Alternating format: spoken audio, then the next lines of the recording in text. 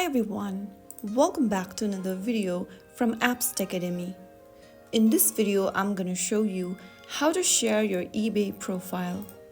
To share your eBay profile, first of all, go ahead and open up the eBay application on your mobile device, or you may also go to the eBay website and log into your account. Once you're in the home page of eBay, go to the bottom of the screen and tap on My eBay. Click on your username at the top of the screen, and then this will bring you to the profile section. Tap on the share button at the top and click on copy in the pop-up. Now your eBay username will be copied in your clipboard. Now you can share the copied URL with others. Just paste it in a message, email, or social media post to share your eBay profile link. This will allow others to visit your eBay profile, see your feedback, and explore any items that you're selling.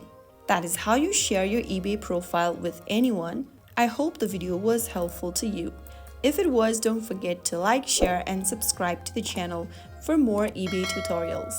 I'll be back in the next video. Stay tuned till then.